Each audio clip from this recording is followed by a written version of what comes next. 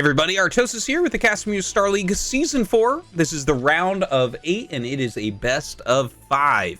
Terran versus Terran, between two of my favorite Terrans. In the bottom left of Shakura's Temple, we have Organ. And in the top right, we have the Terran who everyone thinks is the future. It's Rush. Okay. This is going to be kind of an interesting match, I think. Now, like I mentioned, everyone thinks that Rush is kind of the future of Terran right now. He's been up and coming for years, and he's really starting to find his spot. Like, he's finding his rhythm, right? Like, he's really starting to break through. While he was taking games off of all the top pros for years now, and everyone's been playing with him and everything, he's starting to show that consistency that you need as a Terran player, where kind of nothing can kill you, and you're kind of starting to innovate a little bit. And, you know, that's very important. With Flash going off to the military, we need some more Terrans stepping up, and Rush is the one that has a lot of hopes on his shoulders. Currently, I generally rank him as about the third best Terran in the world after Flash and Light. His opponent, Organ. Very strong player. He's in ASL sometimes. He's generally always in the CasterMuse Star Leagues. He does some commentary and everything. A very good Terran, but not as mechanically strong as the other Terrans. I think that a lot of his play comes down to being very, very smart and just kind of knowing what to do. So who's going to win in this? I'm not entirely sure, even though it looks Rush favored. In my opinion, Terran versus Terran is Rush's weakest matchup by a good margin. And I think Piano's pretty solid at the matchup, so I really do think it could go either way. Now, I should mention that we just saw an 11 gas here from Organ, so he's going for a very, very quick factory, and we'll see what he does with that. If he wants some sort of rush, maybe he just wants a very quick Vulture out or something like that. We shall see, but he should be making that before his second, his factory before his second depot. Whereas over here for Rush, he is going for a gases expand. He is just going to be going for a 15 command center. And he'll, of course, make a bunker for some defense and take gas and go up to factory and all that. So here we go. The factory goes down. And, of course, we're going to add a depot as well. So there you go. You do have to cut SCVs a little tiny bit here. It's not constant SCV production, but gets that all going. Has his scout going out a little bit later. You know, just you have to bank those extra minerals so you can get everything really fast. Sees this SCV coming down and knows it's not this base, so gonna just go to the north. It's gonna help him to get a slightly faster scout. Of course, Rush seeing him come from that side. He was actually doing an end scout, check top left, and then he was checking bottom right, and here he goes now towards that bottom left that Piano or Organ is actually at. Now his factory's almost done, but he's gonna get up here and see the bad news. It's a gasless expand, and he doesn't really have a punish for this, I don't think. He hasn't been mining gas for a while, so it's not like he can add a second factory or get siege mode or anything really quickly. He's already started his Vulture as he scouts it, so just going to get that first Vulture out, kill the scouting SCV, hopefully, and expand himself. Over on Rush's side, just now starting that first factory as the first Vulture popping out here for Organ. And now we get to see where Organ wants to go with this. As far as Rush, after you go for a gasless expand, there's a lot of possibilities. You can go tank Goliath, you can go Vultures, you can go 1 starport Wraith, you can go 2 starport Wraith. The world is your oyster. So we don't know what his plan is as of yet. Looks like he's going to add a second factory, but even that, we don't know. Is it going to be tank Goliath? Is it going to be Vultures? We'll see. Now, over on the side of Organ, he is getting the speed upgrade for Vultures, and he actually snuck a Vulture through. That was actually a really excellent repair. That was, guys, that was a really excellent repair. Just a little bit of misclicking there from Organ, plus that repair for 2 health, because it's 3 shots to kill an SCV. He saves one of his SCVs, so that's kind of a big deal. Sacrificing that Vulture, I think, is okay if you can get a couple SCVs, but it looks like that wasn't the case here for him. So right now, we see a 4 SCV advantage for Rush, which is pretty significant. It'll cut about there. That's about where we're going to be until people get comm stats, because they should be producing nonstop. Now, well, I say that, but it looks like it's going to be 3 factory Vulture here for Organ. And this is something you can do against a gasless expand. It's going to be 3 factory Vulture as well. for Rush.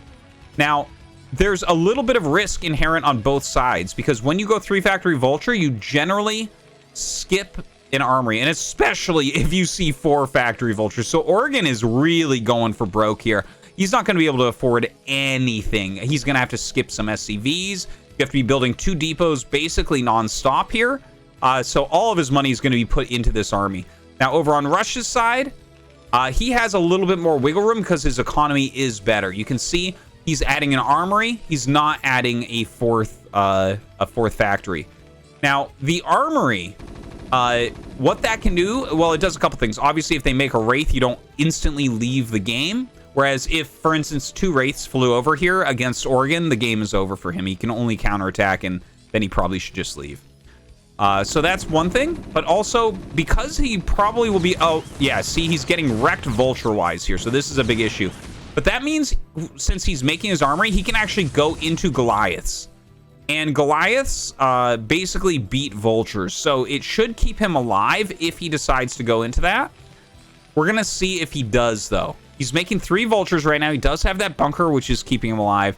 And Oregon has a massive Vulture advantage right now. He already has a speed upgrade. He's producing a ton of them. But look at the worker difference. We have 32 against 41. So that's 9 worker advantage for Rush.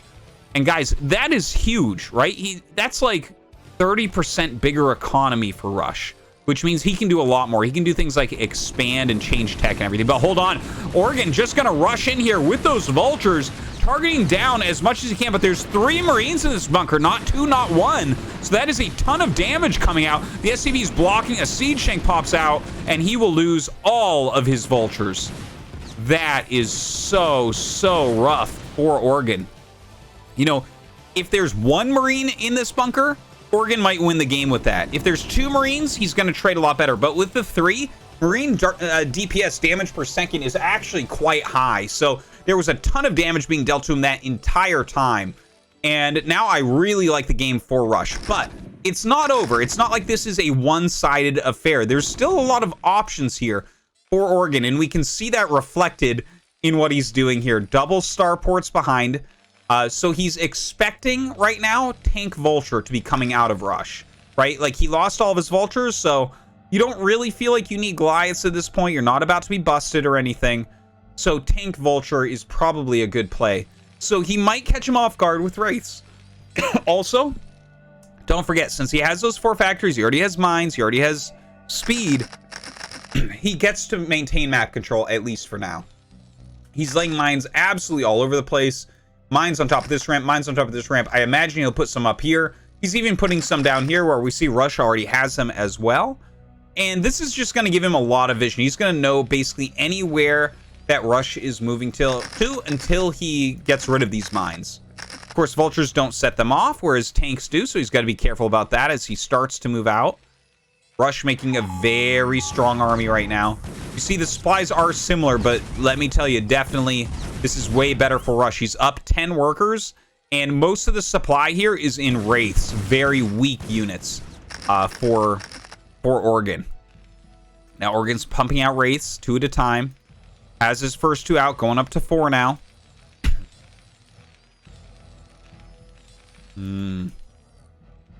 I mean, I think Oregon's doing the best he can in this situation. But you know, there's like good intel here as well for Rush. He's got his barracks floated forward so he can see any siege tanks coming up. He actually snuck a Vulture out, and look at these mines. These mines are actually incredibly good.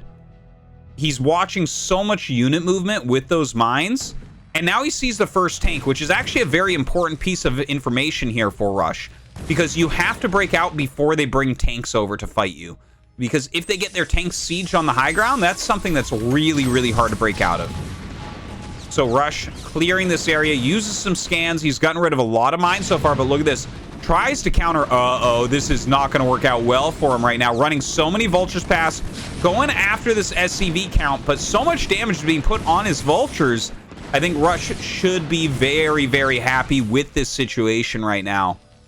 He's eliminated so many units here of Oregon. And Oregon can't be feeling good that there was even a single Goliath out, because that is going to slow Wraiths down quite a bit. He's going up to 6 right now. I think 6 is probably going to be his move out. If he goes later than that, it becomes more and more all in, where you really need them to catch you off guard. Or to be caught off guard, rather.